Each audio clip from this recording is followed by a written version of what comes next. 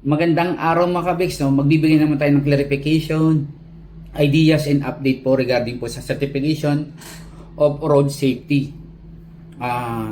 Nalilito kasi, no, may kalituhan, and then naguguluhan po ang ating mga bayang motorista, especially yung mga cycle owner po, no?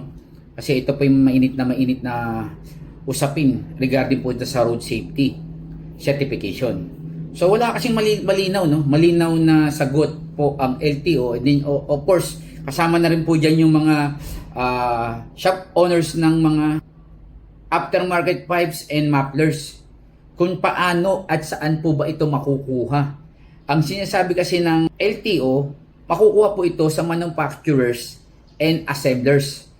So hindi naman po pwede magbigay po ang mga big company like Yamaha, Suzuki, Kawasaki, Honda ng road safety certificate po kung ang muffler na ginagamit nila ay aftermarket.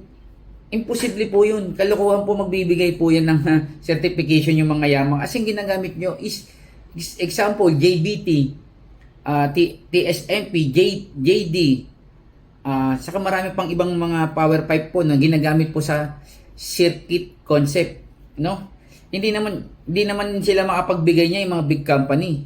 So, ang pinakapunto nito, siguro magbibigay po ng linaw po ang LTO. Tulungan din po tayo na tulungan ang mga bayang motorista nang magbigay sila ng guidelines and then requirements kung paano ba makapag-comply. Ay yung pinaka-the best po, no? Paano makapag-comply? Kasi ang mga motorista naman o mga may-ari ng mga motor is magkukumplay yan kung anong pinakukumplay nyo. No? Kasi lumalabas kasi panay huli. Oh, yung 5,000 po is napakabigat po niyan yung pag na-inform po yung motor nyo. No? Magbigay lang po ng guidelines and requirements po kung paano makakakuha ng road safety certificate po at saan makakakuha. O kung may bayad po, willing naman to pay po. No? Kasi ang nangyayari, pasanin po lahat ng mga bayang motorista na mga rider community. Which is kawawa naman din po yung mga mga kababayan natin, mga taong bayan po, no? Kasi nangyayari po ganyan po, no? Magbigay sila ng requirements, maglabas lang po sila ng guidelines, and then kung paano makakakuha ng road safety certificate po. Then syempre, yun ang sinasabi kasi nila ngayon, wala nang pagkakaiba yung no? Walang pagkakaiba ang aftermarket at ang modified. Iisa na lang po talaga siya, no? Nang pinapalabas ng LTO. Siyempre kawawa naman po yung mga nakabili po. May mga second hand din po na nakabili. Saan ba sila makakuha ng mga road safety certificate?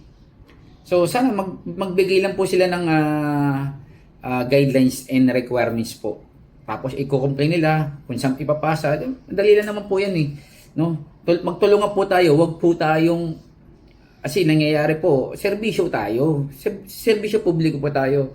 Ang nangyayari po, puro pera po tayo. Ang hirap po ng siyempre, ang dami ng problema natin. Bibigatan pa natin yung mga pasanin po ng taong bayan, no? Mga bayang motorista. Yun lamang po, sana makatulong po tayo. Maraming salamat at God bless po sa lahat.